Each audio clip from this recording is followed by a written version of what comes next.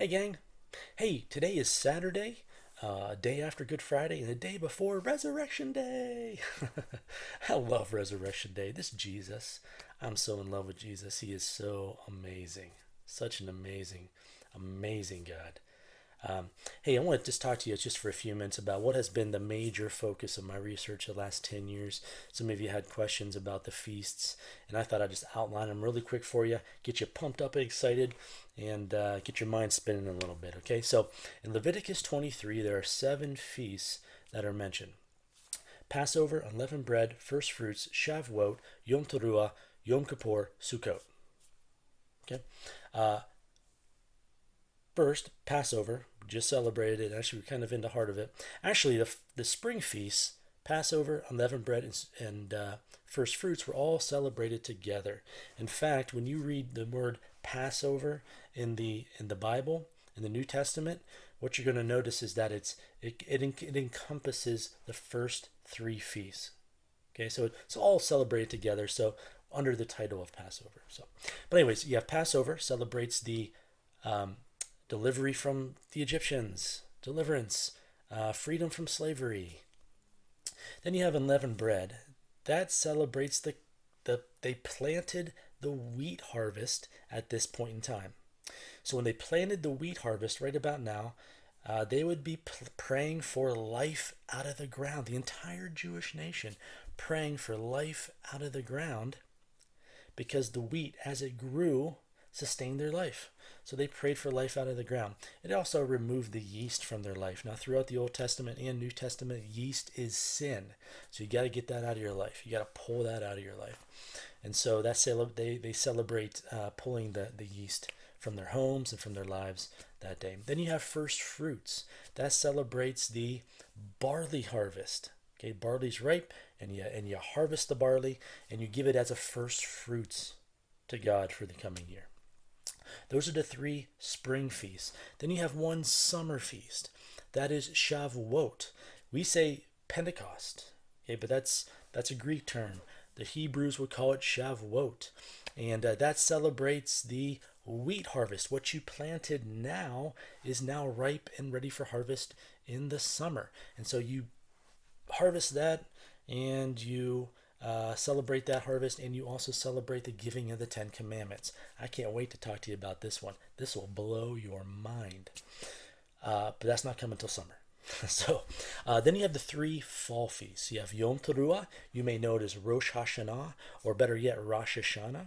And that is actually the word Rosh Hashanah is nowhere in the Bible. It simply means head of the year, or it's the Jewish New Year for the civil calendar, not the religious calendar, just the civil calendar. And so, but in the Bible, in the Old Testament, especially Leviticus 23, we'll read it as being Yom Teruah, and that celebrates coronation of new kings. And we read that throughout Kings, and I think a little bit in Chronicles, maybe in Ezra as well, that there's a coronation of a king on Yom Teruah. And then you have Yom Kippur, which is the saddest day in Jewish calendar. It's a day of atonement. It's a day of mourning. It's a day that is preparing yourself for the great judgment of God. So you mourn and you cover yourself in sackcloth and ashes, and you fast, and you want to get back on track because you don't want to be under that great judgment. And then finally you have Sukkot. You may know it as the Feast of Ingathering, or the Feast of Tabernacles, and that just celebrates entrance into the Promised Land. Okay, so you have these 7 feasts, and God commands His people to celebrate these feasts, but most importantly, He commanded 3 feasts to be celebrated every single year, and everybody has got to be there in Jerusalem during these 3 feasts: Passover, Shavuot, and Sukkot. And you got to be there, and we got to celebrate these throughout all our generations, is what God says. And I think we need to reclaim that back. By the way, I think we ought to teach our kids the significance of Passover, Shavuot, and Sukkot. Very, very important. We do that. Anyways, Josephus records that even in the midst of Passover and Sukkot, 1 million to 3 million people were in Jerusalem. Can you imagine that? 3 million people celebrating celebrating these awesome feasts. So that's amazing. So I do want to say also, Jesus is the filter through which we read all of the Old Testament. Okay, think of it like this way. If you want to get juice from a fruit, you have this delicious fruit in front of you. If you just squeeze the fruit into a cup, you're going to get pulp, seeds, rinds, all the junk that comes out from this, from just squeezing the fruit. You need some kind of filter system that catches all the junk, but yet lets all the deliciousness come through. Okay? Jesus is the filter through which all the Old Testament flows through. So it catches all the curses of the Old Testament, yet lets all the blessings through. That's why Leviticus says, don't get a haircut, don't gather sticks on the Sabbath, don't have a rebellious teenager. If you do any of that, if you get tattoos, if you do any of that, you get stoned. And that seemed to be the answer for everything.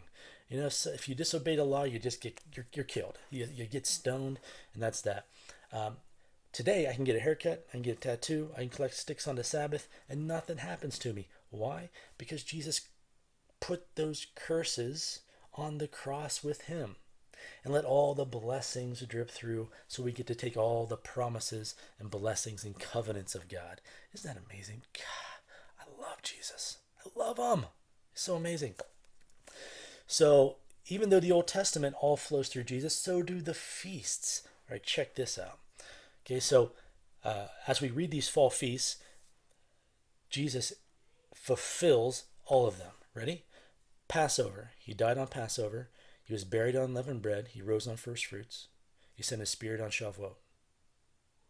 Those are the 4 feasts that have been fulfilled already. Jesus has given us freedom on Passover, freedom from slavery, deliverance from our sin. Thank you, Jesus. He was buried on unleavened bread. And remember what I said about unleavened bread? The entire Jewish nation would have been praying for life out of the ground. One scholar says Jesus wasn't buried, he was planted. I love that. I love that. So I tell people now Jesus was planted. He rose on first fruits, which is tomorrow, Resurrection Day. He rose on first fruits as the first fruits for us. He sent his spirit on Shavuot. And you know the story in Acts 2. He shot out of there, out of the temple, and started residing in us. So we get the Spirit of God. That's amazing. Now those 4 feasts have been fulfilled. Now you've got 3 more fall feasts that have yet to be fulfilled. Now check this out. Yom Teruah celebrates the coronation of a new king. You ready for that? Yom Kippur is the great judgment, and Sukkot is entrance into your promised land. Can anyone say second coming of Jesus? Now, I personally believe that Jesus is going to return on Yom Teruah. The great judgment will happen on Yom Kippur, and we'll finally get our promised eternal rest on Sukkot. Now, Matthew 24 says that no one will know the day or hour of his return, right?